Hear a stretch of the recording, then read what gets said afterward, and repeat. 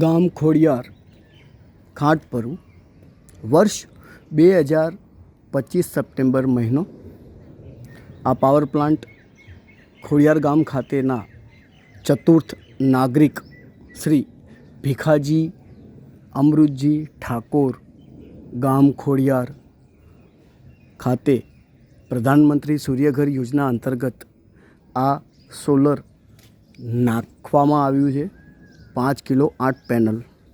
હવે ખોડિયાર ગામના તમામ નાગરિકો અને ગુજરાતની 6 કરોડ જનતાને સમજાવવાનું કે અમે ઘણા સમયથી એ તકની રાહ જોઈ રહ્યા હતા કે કોઈ પણ એક ધાબા ઉપર ખાનગી કંપનીઓ, જેને પ્રાઇવેટ કંપનીઓ કહે છે લોકો, પ્રાઇવેટ કંપની અને સરકારી સંસ્થાઓ જે કામ કરી રહી છે, આ બંનેઓની અંદર સ્ટ્રક્ચર સોલર પાવર પ્લાન્ટનો બંને વચ્ચેનો તફાવત શું હોય છે, આજે અમને એ તક મળી છે. આથી ખોડિયાર ગામના તમામ નાગરિકોને અને 6 કરોડ ગુજરાતની જનતાને જણાવવાનું કે હું તમને થોડીક આ સોલર વિશે માહિતી આપું. આ લાગેલું રહ્યું છે એ ભીખાજી અમૃતજી ઠાકોર ગામ ખોડિયાર ખાંટપરું. હવે તમે જુઓ, આ આપણે સરકારી સોલર નાખ્યું છે. આ તમે જોઈ શકો છો આ સ્ટ્રક્ચર. આ વિન્ડ પ્રેશર ને કવર કરે છે, બરાબર છે. આ એમનું ડીસીબીડી બોક્સ છે, એસીડીબી બોક્સ છે, ઇન્વર્ટર છે અને આ સ્ટ્રક્ચર છે. સ્ટ્રક્ચર આઈએસઓ સર્ટિફાઈડ હોવું અત્યંત જરૂરી છે. આ રીતનું આઈએસઓ સર્ટિફાઈડ હોવું જરૂરી છે. આ બુશિંગ હોવા જરૂરી છે.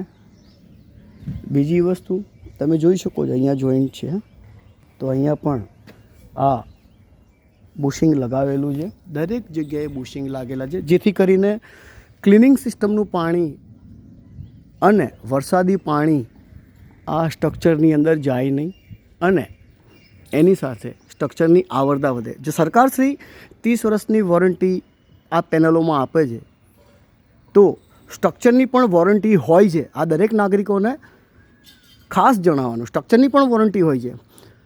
30 વર્ષની પેનલની વોરંટી અને સ્ટ્રક્ચર 10 વર્ષ પણ ન ચાલે તો પછી એ વોરંટીનું શું કરવાનું? આ રીતનું આઈએસઓ સર્ટિફાઈડ હોવી બહુ જ જરૂરી છે, આઈએસઆઈ માર્કવાળું સ્ટ્રક્ચર. હવે તમને ખાસ સમજાવવાનું કે તમારા દ્વારા સોલર પાવર પ્લાન્ટનું થયેલું રોકાણનું વળતર તમને મળે એ તમારા પોતાના અધિકાર ક્ષેત્રમાં આવે છે. હવે હું થોડું તમને ખોડિયાર ગામના નાગરિકો અને ગુજરાતની 6 કરોડ જનતાને જણાવવાનું કે તમે સ્ટ્રક્ચર જુઓ અને તફાવત હું તમને બી હાલ જ બતાવું છું કે કઈ રીતનું હોય છે. તમે આ જોઈ શકો છો, આ સ્ટ્રક્ચર અને આ બાજુવાળું સ્ટ્રક્ચર. અહીંયા આપણે બુશિંગ લગાવ્યા છે, વરસાદી પાણી અથવા ઓટોમેટિક ક્લિનિંગ સિસ્ટમનું પાણી ન જાય. તમે અહીંયા જુઓ, આ બધું ખુલ્લું જ છે,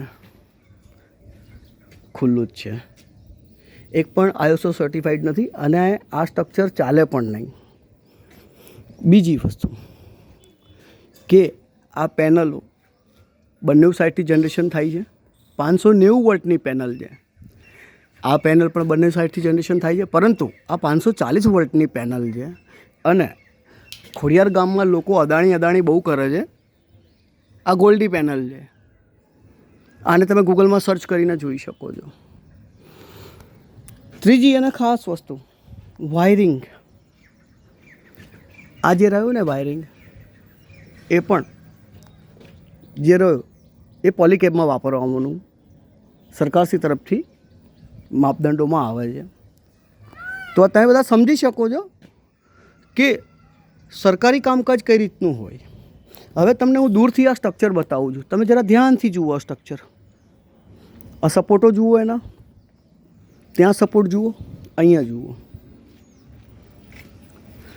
ખાનગી કંપનીઓ દ્વારા આપવામાં આવતી લોભામણી વાતો અને એમના દ્વારા આપવામાં આવતી લોભામણી પ્રોડક્ટો વિશેની સ્કીમો, એમાં તમે જો ફસાઈ જશો તો તમને આ 5-10 હજારની લાલચમાં તમે તમારું પોતાનું નુકસાન કરવી રહ્યા છો. આ એક વસ્તુ ચોક્કસ તમારે સમજવા પાત્ર છે. આ સ્ટ્રક્ચરનું કામ આપણે આજે 23 તારીખે પૂર્ણ કરી નાખેલું છે. કશું આમાં બાકી રહેતું નથી.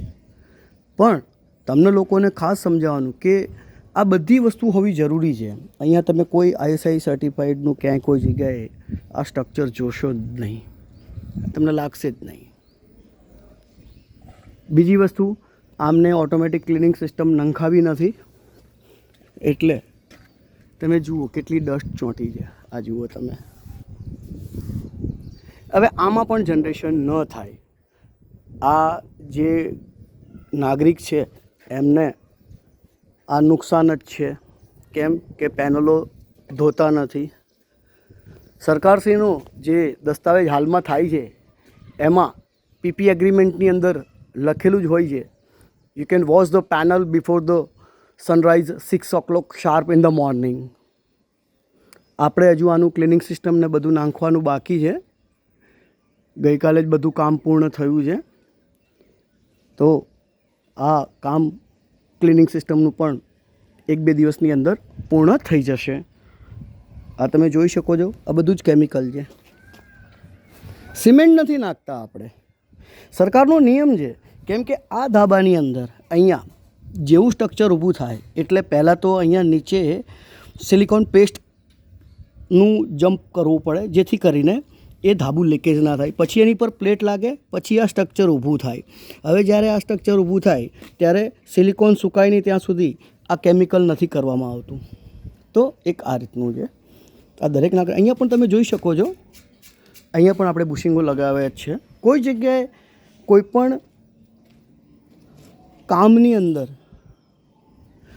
કોઈ પણ પ્રકારનું બાંધછોડ રાખી નથી. સરકારી માપદંડ સાથે એના સરકારના ધારાધોરણ મુજબ આપણે આ પાવર પ્લાન્ટ ખોડિયાર ગામ ખાતે તૈયાર કરી દીધો છે.